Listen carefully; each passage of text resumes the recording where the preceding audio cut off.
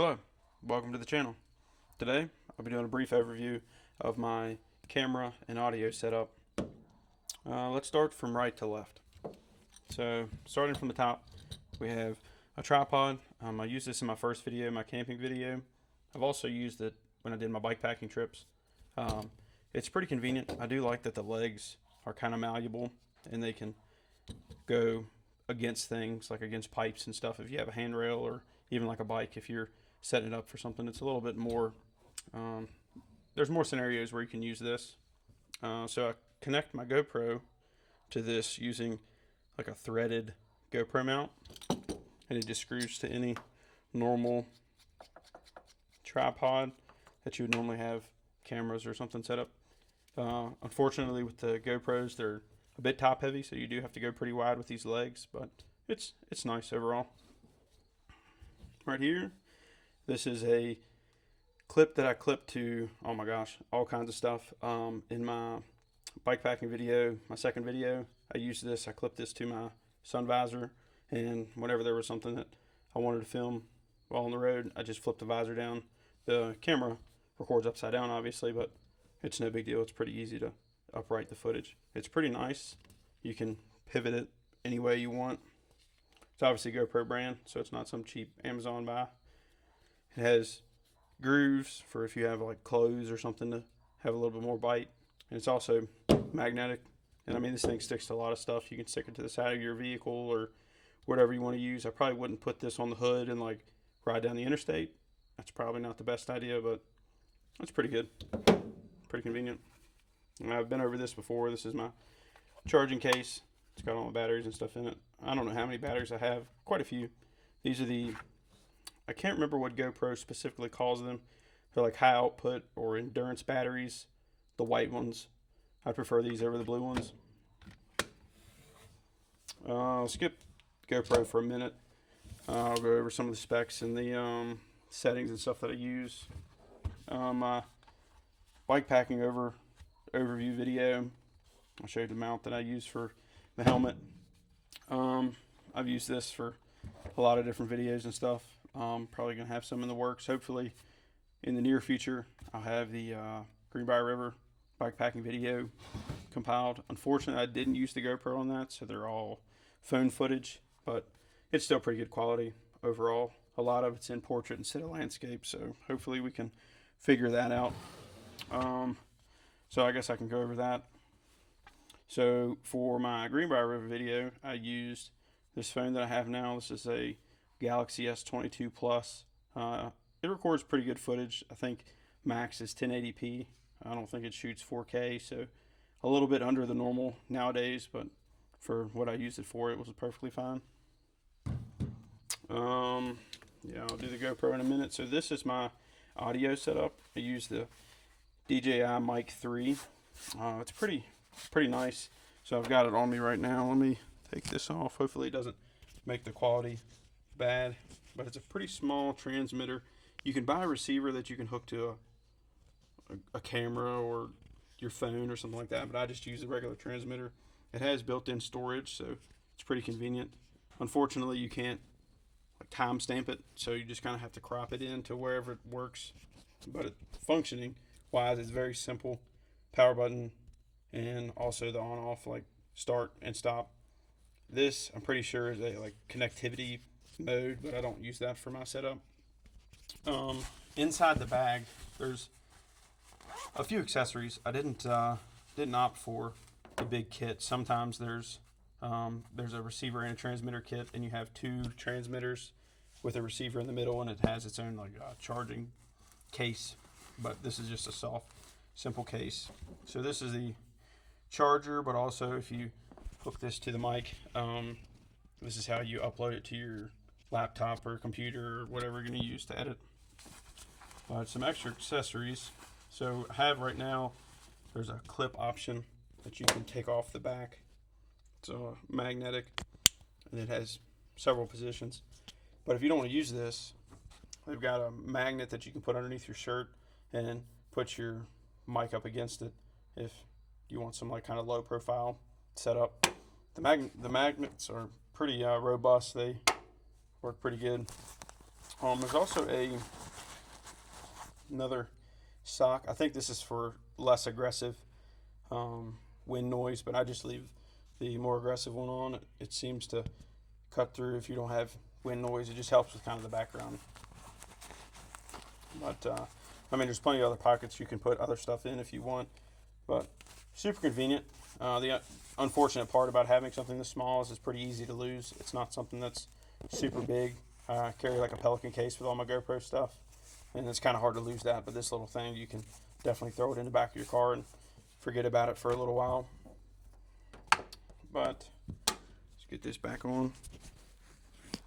So for my normal chest mounted GoPro use, I just use a regular GoPro chest mount.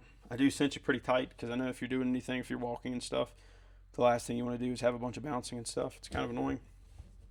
I've already talked about this portable charger. I use this to charge on the go. These cameras, man, it charges in maybe an hour or so from about 5-10% to full. So it's super nice. Let's talk about the SIM card. So I've been battling back and forth. So this is a GoPro 11, and according to the specs, you can fit a 1 terabyte micro SD, but there is some challenges. It's not recommended according to GoPro, so I just opt with about half the size, 512 gigabytes. This thing, man, it records maybe 15 hours or something.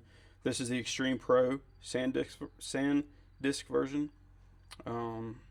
This is, from what I researched, this is the best for performance-wise. If you have it in water or something, instead of corrupting your files, this has a chance of not being damaged, but I haven't had that happen to me before yet, so that's hopefully something I don't run into. But yeah, the GoPro 11, I have 2 of these, the one that I'm using now to record, and then this one, so different perspectives and stuff. I have other GoPros, some older ones, but this one shoots 4K, so this is kind of my go-to. GoPro, been the brand for me for a long time, but I really haven't had any issues with it. I bought these from Marketplace secondhand, and really they haven't had any troubles with it. They've held up really well, plenty of drops. I've drug it down the side of the road before, all kinds of stuff, and these things still hold up. The lens replacement's super easy to replace the lens. Now, if you crack the screens and stuff, good luck. I'm not sure how that works. Obviously, it's not going to be water resistive after that, but never run into that issue, so hopefully that's not a problem that I'll run into anytime soon. But anyways, let's start it up, and I'll go over some of my settings that I use for regular filming. So on the bottom, some of the regular settings. So I always use standard mode. So lens, I do change between the wide, the super wide. This is hyper view. This gives a lot of the fisheye if you're up really close. So if I'm doing the bike packing video or regular biking videos or something, I'll have it on hyper view. It kind of gives a pretty good, like, real world through your eye perspective. Wide's pretty good for most uses. When I was installing the shower on the side of my overland rig, wide seems to be pretty good. Not as much fisheye, but you can also see quite a bit. I do use the linear mode, like I'm filming right now, when I'm up close. It keeps the distortion and stuff from being an issue. Unfortunately, the way these GoPros work, these lights here are fine, but the lights that I have in the ceiling, they're like LED lights, and they have some kind of black lined feedback sometimes. I'm not sure what the reason is, but that's a pretty normal thing for these. So for FPS, I shoot 4K 60 pretty much all the time. It takes quite a bit of battery. It sucks it down to zero pretty quick, but I mean, if you have a good amount of batteries, that's really not a problem. But I would rather sacrifice battery life for footage quality.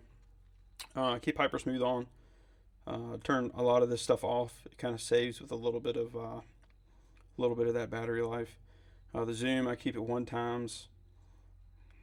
So a lot of these, like the ProTune options, I've kept relatively stock. Some of the things, the white balance, I've changed to 5000K. If you're doing like snowboarding or something, you're going to want to change that setting with all the white of the snow. Obviously, it kind of distorts some of the footage, but for regular use, 5000K is normally pretty good. A lot of this stuff I can't really explain. I'm not a super whiz when it comes to cameras, but a lot of these settings I've had set for whatever reason, and it's been perfectly okay for me. I do keep natural color. I don't fool with any of the color editing for videos or pictures or anything. That's not anything I'm worried about. So the wind option, if I use the audio from the camera, auto is about the only thing that I use. Unfortunately, sometimes if it's really windy, it'll try to adjust your audio and it make it a little bit worse almost. It's kind of hard to explain, but if it ever happens to you, you kind of understand. But pretty much everything is relatively normal here. Regular settings, I mean, I don't really do anything too crazy. I know there's some other options like your the video mode to highest quality. Obviously, that eats into your battery life, but nothing wrong with that. I don't really have an issue with battery life. I mean, this battery, these white endurance batteries, they last, I mean, plenty of time. But yeah, let me put this SD card in. I'm pretty sure this one's empty, so it should give you about the estimated run time with storage. Yeah, so 6 hours and 47 minutes. There's probably something else on here.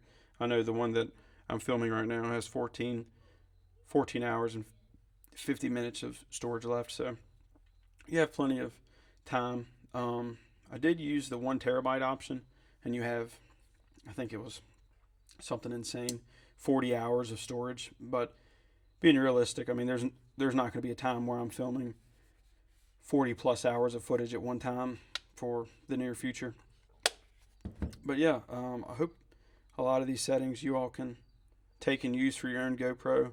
I really enjoy all these settings. It definitely makes the whole editing process a lot easier when you don't have to worry about adjusting your footage and stuff on whatever your editing software is.